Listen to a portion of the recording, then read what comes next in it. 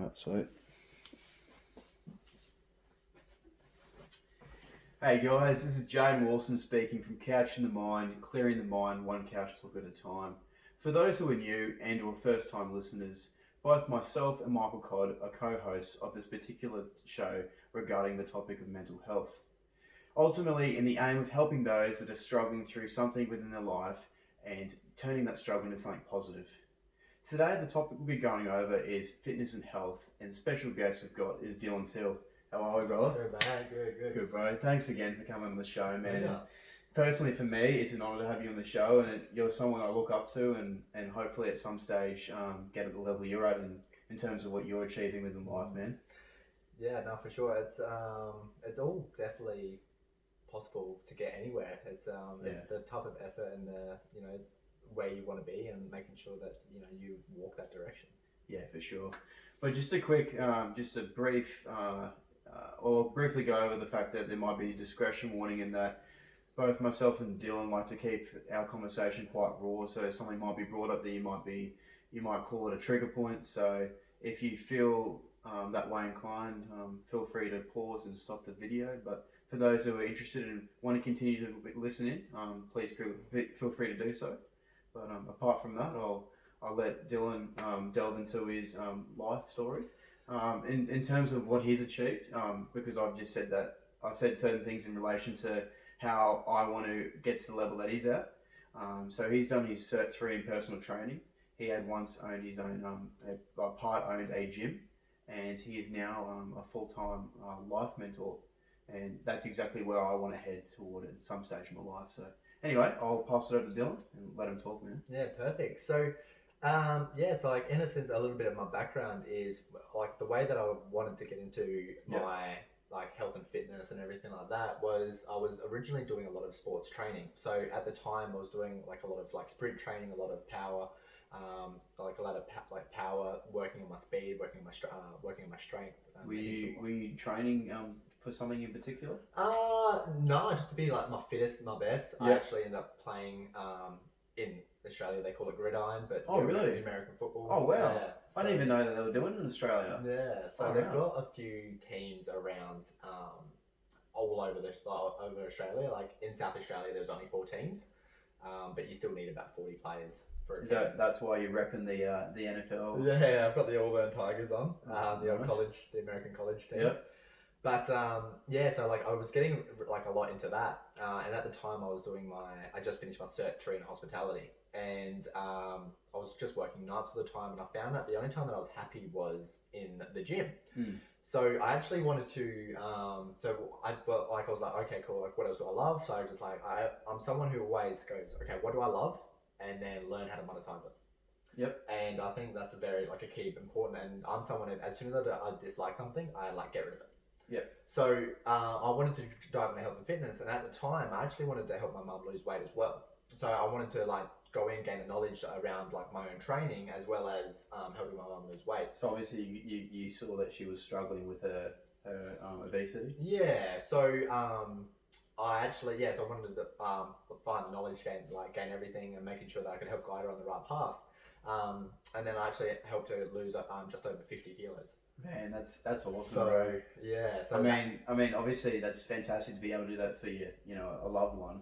But for yourself, that must have been so rewarding knowing that you've gained this knowledge and you were able to take it into play and make a difference within someone's life. 100%, and it's.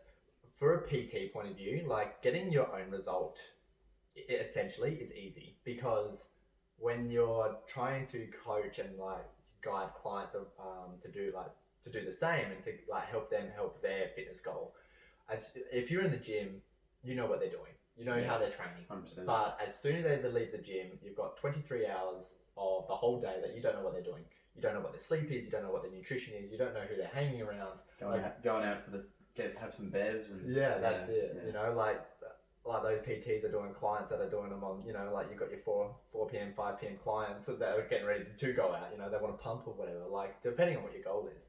But you just don't know, and so many factors go into it, and especially when you don't, like if a client doesn't exactly know why they're doing it either, they've got no reason to keep pursuing it. But yeah, so so once I helped my mum like lose that weight, and that's where I started to like, okay, cool, like dive into a little bit more, go into the health and nutrition a lot more. I actually joined a network marketing company as well with Herbalife, so I actually did that hand in hand with PT. So what is Herbalife, and how did you find this particular company? So that's where my old business partner was actually doing it before I owned the gym. Yep. He was part of it, and he introduced me to it all, and that's when I kind of got into it, and I utilized my PT as well as using like the nutrition. So then that way I kind of had a little. Oh, so Herbalife is like a nutrition brand or something. Yeah. So it's a nutrition supplement company. Yep. It's one of the oldest for sure. I think it's been about 45 years old. Oh wow, and I mean, I don't really know much about like nutrition and supplement companies as such. I just go to the closest one, in the Carindale shops. Yeah. Like I don't really look into it too much, but is it like quite a well known company? It is. You talk to a lot of parents, and a lot of parents would know about it. Yep. Like the younger generation these days probably wouldn't have heard as much. You know, like the younger generation these days is your Arbonne, your Isogenics, your Valentis, like those type of companies. But you know, it's network marketing. There is a lot of bad stigma around network marketing, but at the end of the day, it's just another business tool. You know, it's excellent for a lot of what if it's like for mums, or you know, like people who want to create their own business without actually building the business. It's an excellent platform. A lot of people who have bad stigma around network marketing is either got like a scarcity mindset around it, or they've tried to do it before and didn't do it properly, or they didn't have the right guidance. Yeah. You know, so there's so many. Yeah, so like from that sense, but that's how I got into Herbalife with my co-owner, and then from there we went into F45. So I started to be a gym instructor within F45. I worked in F45 Prospect in South Australia, and then I went down and did F45 in Salisbury as well. So is F45, what is that? Is that CrossFit? So F45 is your functional training, probably a little bit more on your cardio aspects. Okay.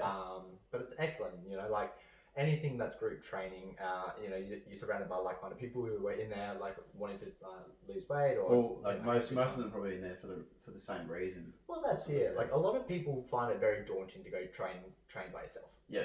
You know, so if you want to, you know, train with people, have a good time, you know, the more energy there is in the class, like time goes so fast, and you don't even realize you did a workout. Yeah, but you kind of building your own small community, and through that community, you're doing, you know, the same session like week in, week out. Yeah. At the same time, that's where it gets a little bit, you could say mind destroying. Like if you're doing days and nights, you're doing the same class for 6 to 7 sessions a day, and then you know you pack up and you leave. You look at the clock, and you know there's like 7 hours and 30 minutes that you're back here, and you just, life of a PT. Like how fun. But yeah, from there we my business partner at the time came up to me and goes, "What's your thoughts on owning a PT, like owning a PLC? We'll go halves in it." I was like, mate, can't say no to that. Like, let's do it. So that's when we brought PLC down to South Australia. And that's down to South. So there wasn't a PLC. So you actually made the PLC in South Australia. Yeah. So wow. Yeah, at the time I was a very beginner PT. Like I learned a lot about business. Starting that bad boy. Yeah, for sure. I did a lot of many mistakes. I actually put the business. So when I was signing the lease, I actually put my own name instead of the business name. Like, so I had so many challenges go through it all. But it was fun. Like, I look back and like, it was challenging at the time, but I look back now, I was like, nah, it was a lot of fun. Yep. And fast forward to where you are now, what got you in like, what did you hit a point where you went, you know, something needs to change within my life, and then something happened that made you want to go down the path of wanting to help people out and becoming a life mentor? Yeah, so essentially, PLC introduced me to personal development. I didn't really know personal development much. Like I got a little bit into it when I was doing my network marketing. Yeah. But when I started diving into personal development, and then from there, that's when I knew that fitness isn't the problem. Because like in a sense, like if your mindset isn't right, you're not going to get up early to go to the gym, and you're not going to meal prep. No, exactly. You know, you've got to be in the right mood to want to do it. And even for me, sometimes when you go to the gym, without having visualized like certain exercises you're about to do, you kind of lose them. You know, you're lacking a motivation to actually want and urge to do certain things. Yeah, 100%. And that's where I started to really figure out is if you don't have a reason why you're training, you're not going to get out of bed. Yeah. Because the one question that you ask yourself before you get out of bed is, why am I getting up? And if you don't have an answer to that, you're not getting up. Like, and it's simple as that. Like, it could be like, that's why when you really look at the people that are like do or die, or you hear these stories where people are like, yeah, I just lost 60 kilos and everything like that. It's probably because they went to the doctors and they got told if you don't lose some weight, you're going to die of a heart attack. But all of a sudden, you just got given a why. It's funny because I gym with a bloke who's actually been through that, you know, the same situation, that he went to the doctor probably 3 or 4 months ago, and they said, yeah, look, you need to lose 20, 30 kilos in the next 3 or 4 months, otherwise your heart condition is just going to become worse than what it already is. And yeah, same thing, just a bit of a wake up call. Sometimes people need a bit of a wake up call to then go, look, maybe I need to do it, but it's trying to find your own personal motivation to want and know why you're doing it, know why you're gymming. 100%. And that's where I started to really dive into it, because I was like, health and fitness isn't for everyone. And the reason why I say that is because some people just don't wake up and they just go, gym's just not for me. Exactly. But when it comes to health and fitness from a body functioning type of point of view, it's very important.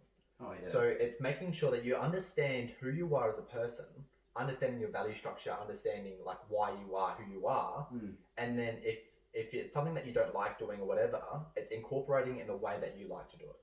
Yeah. So a lot of people will go to the gym, one, because their highest value is actually connections.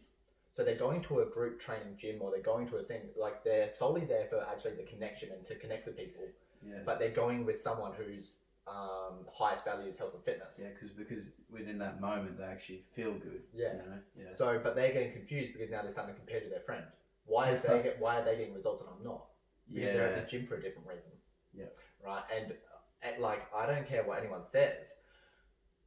The reason why people are what they are is because they're stressed.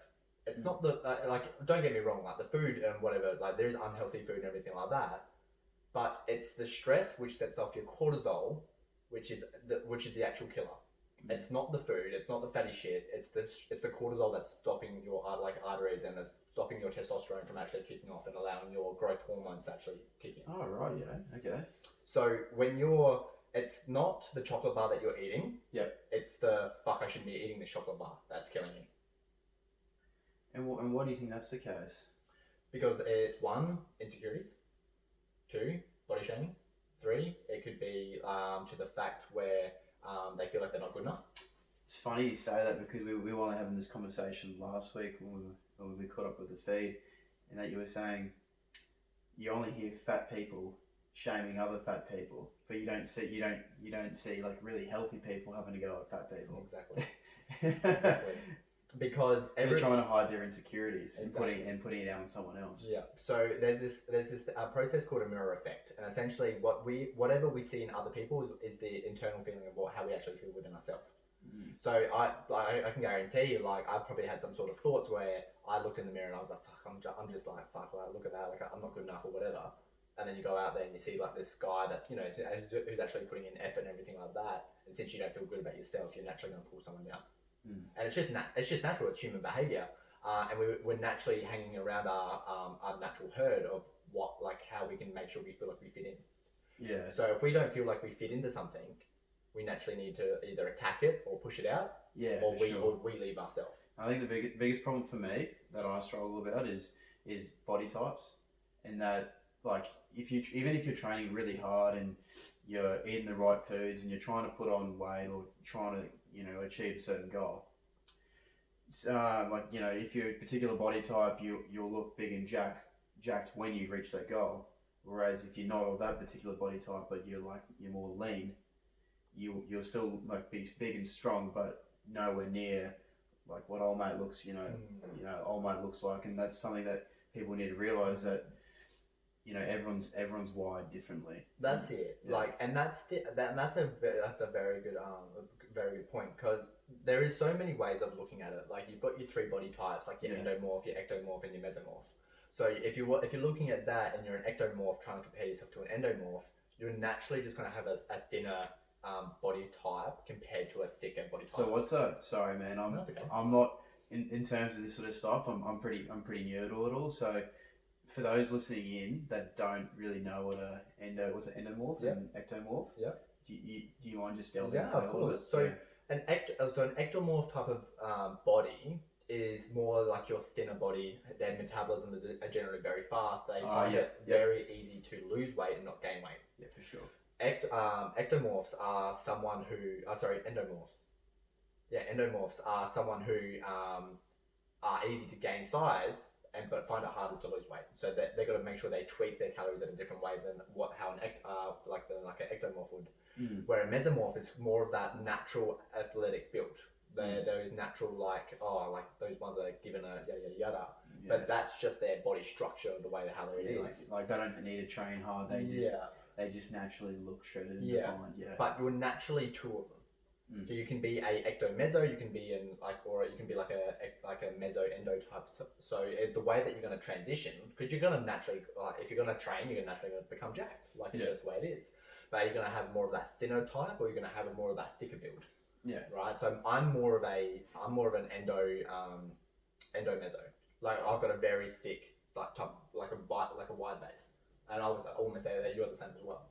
So it's understanding that body structure, and that alone affects that alone affects the type of calories that you have to eat. Yeah, sure. So if you're more of an ecto and you find it very hard to put weight on, you actually have to eat more calories than what you realize, because the way how everything's burning and everything like that, it will always come down to a calorie deficit. Calories in, calories out. Are you burning? If you're burning too much than what you're eating, you're going to naturally lose weight. If you're eating more than what you're burning, then you're naturally going to gain weight. It's just simple. There's no other shit towards it. But some people's bodies react differently. Like, if you were to eat compared to 300 calories, if you're trying to go into a surplus and you want to gain weight, gain muscle from a boy, or for both instance, 300 calories can be completely different the way how you eat it compared to someone else. So it's got to make sure that you're not following some sort of other people's plan, that you're going by your own stuff. Especially sometimes you've actually got to set out different meals. That's why you meal plan, and you don't have one massive meal, and instead of having that, you have two or three that would equal up to the same the same amount just from that one. You've got to you got to divide it up throughout the day, and I think that's how you do it in certain meal plans and diet. Yeah, 100%. Yeah. But so many people as well start to compare themselves to other people, especially when it comes to meal planning. I just can't. I don't have the time to eat five meals a day, and I'm like, I know that's fine. So this is where you can also enter either one. You start having three big meals. So you're gonna have breakfast. You're gonna have a lunch break, and then you're gonna have dinner. That's cool. Do that. Just make your meals bigger. And then people say oh, I just can't eat that much. Yada yada yada.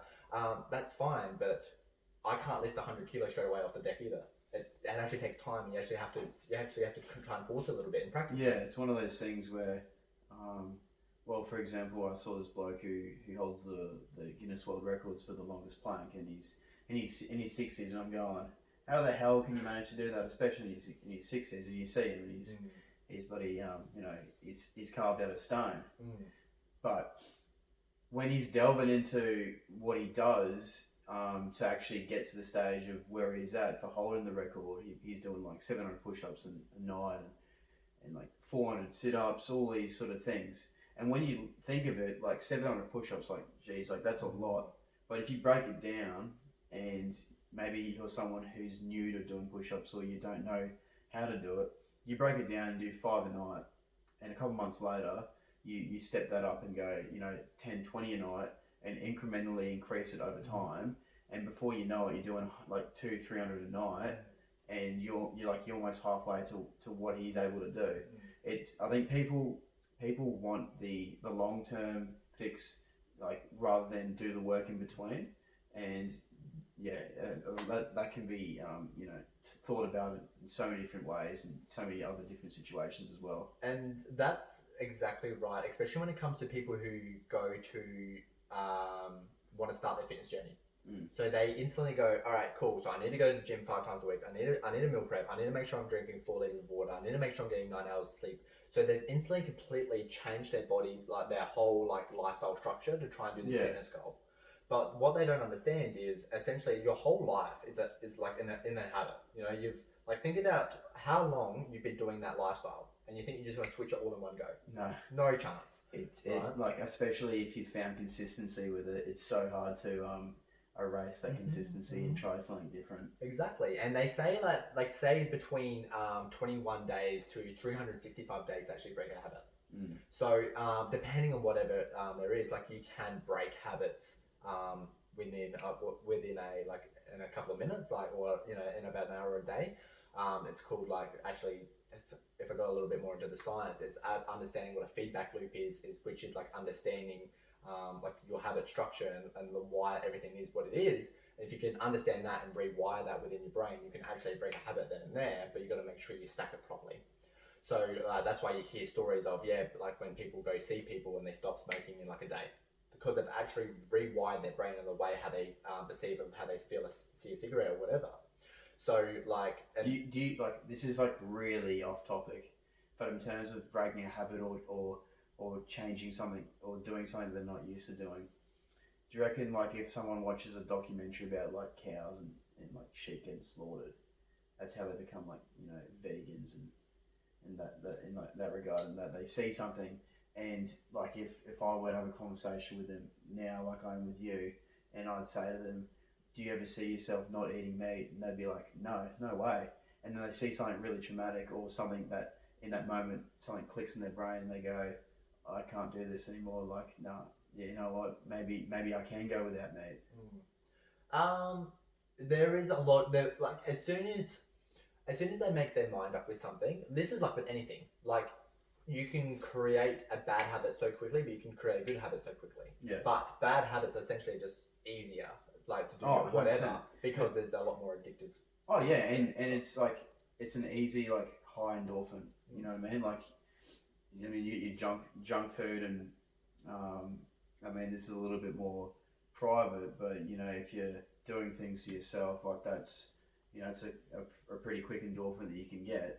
Whereas the ones that you work for are the ones that people choose not to do a lot of, i.e., eating healthily, because you've got to actually put an effort into making good food rather than buying, like, paying $10 for a Big Mac. Or going for a run, like, there's effort involved.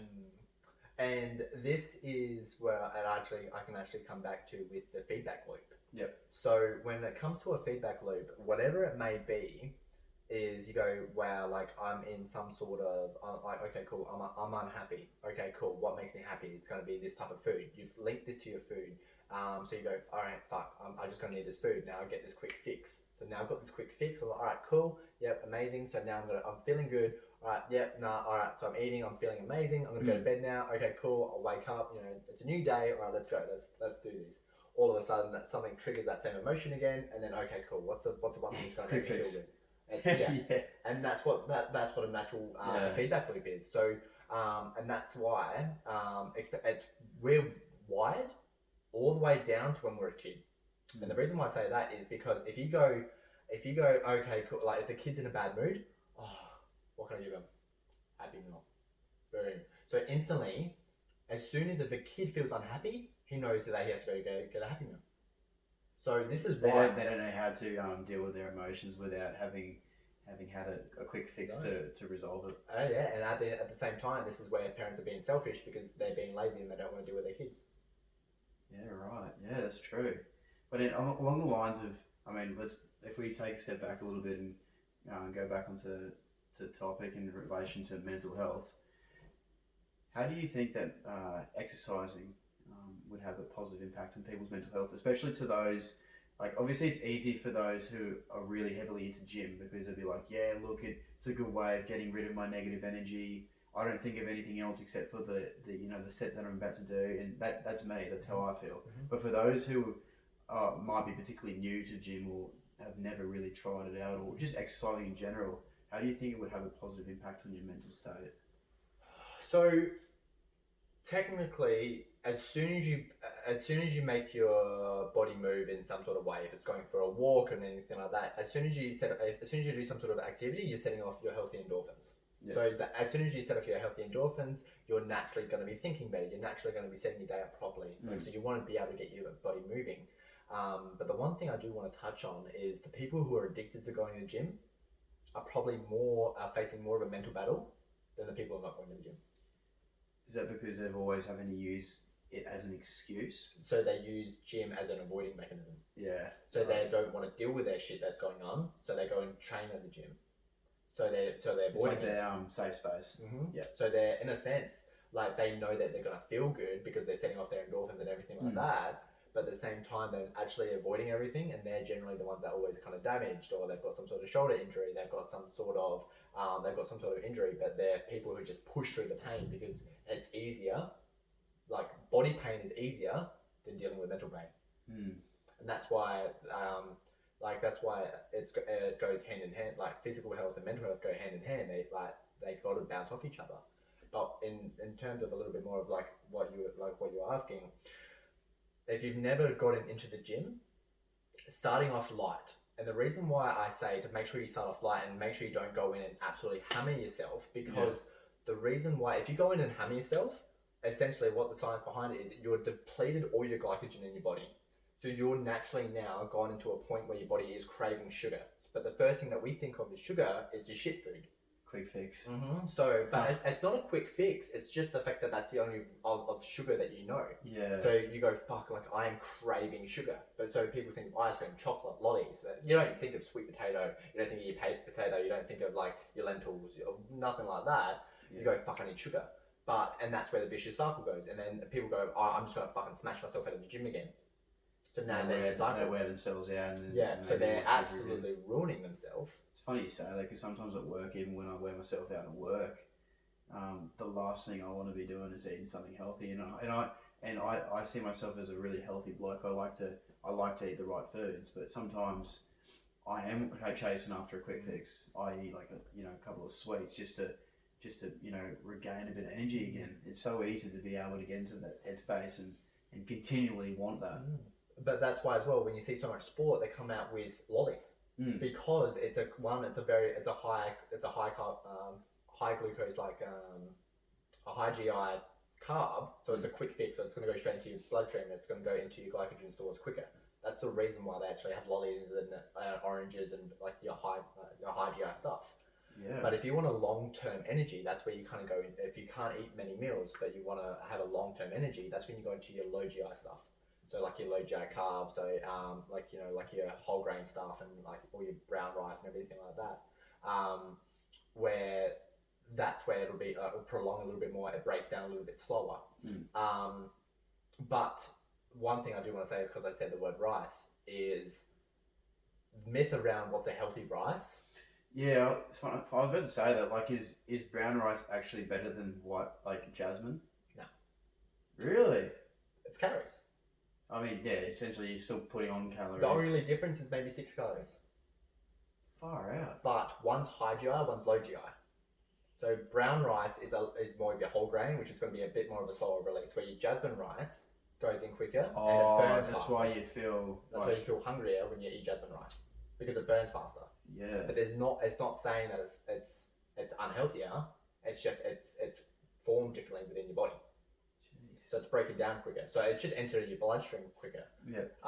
So it's not unhealthier, but it's like since it tastes different and like you got more instinct to be eating more. That's why people dive into it so much more. Yeah, right. So essentially, what you're saying in terms of eating the right foods and or if you're new to the gym, or you use gym as a way of exerting your negative energy or hiding from certain things and using it as an excuse, you've got to find that balance. If if you did, I think even like having the health, like even having good food, if you have too much of it, I think I don't know. For me, I think it can have a negative impact on, especially your mental state too.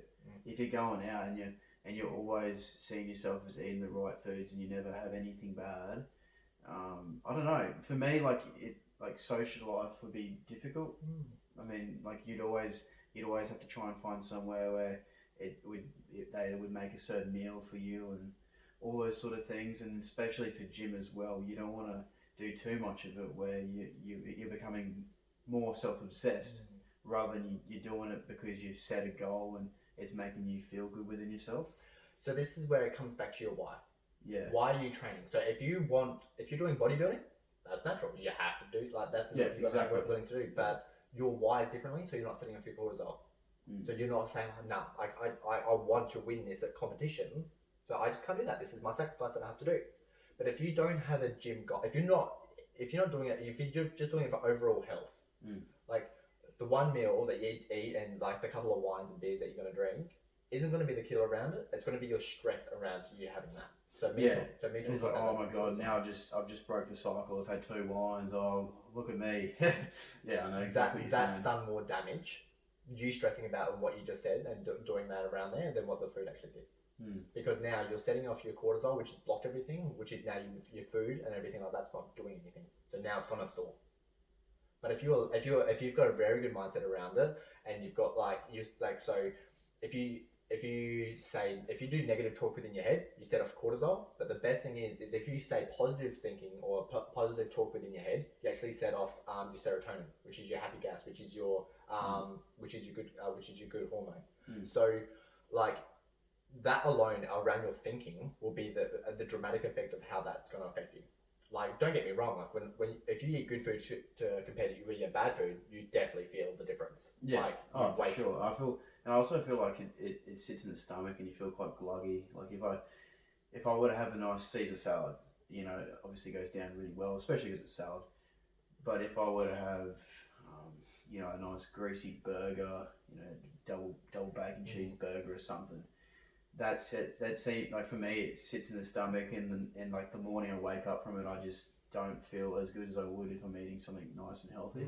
100%. So like, it's just naturally going to like that's just naturally going to be about it. Like you want to naturally feel good. The more that you naturally feel good, the more that you actually can get addicted to feeling good, which is cool. Like, and that's not like people perceive that you've only got addiction around bad stuff, but that's not true. Like, oh no, where there's good, there's bad. Where there's bad, there's good. But I think it's about balancing it out. You don't want to become overly addicted, Exactly. So, and that's why I like to.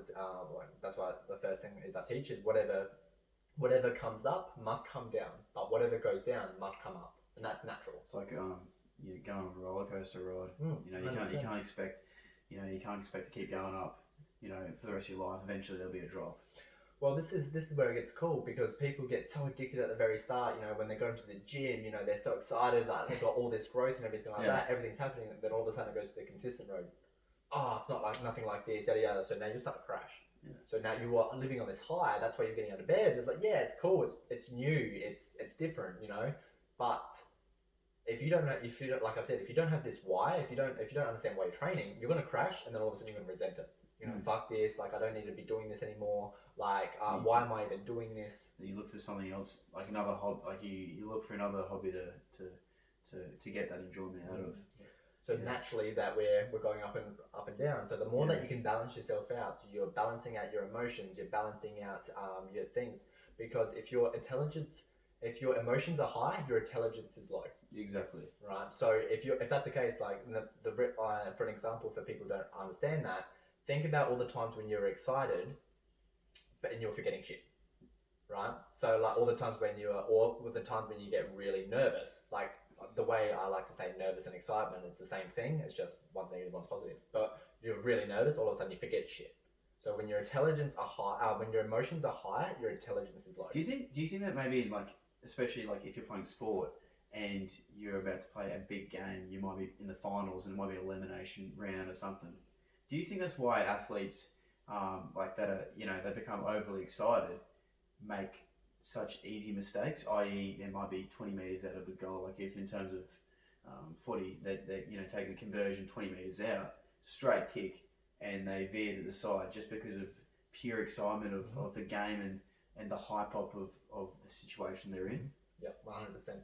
So they've allowed their emotions to get the best of themselves, and then all of a sudden they'll break away from their normal transition. They'll make some sort of mistake, because if your emotions, if you can take complete control of your emotions, your intelligence is higher. So, like, for example, like the best thing I can always use is Michael Jordan has missed more shots in basketball than anyone else in the world. He's missed more shots than anyone else in the world. You're due to just pure emotion and excitement. Well, no, but just because of just the fact that he was someone who was always trying to, he would always just make the shot. But he learnt more ways of how to miss, so that he made sure he got it. So once he did that, he didn't allow his emotions to actually get the best of him.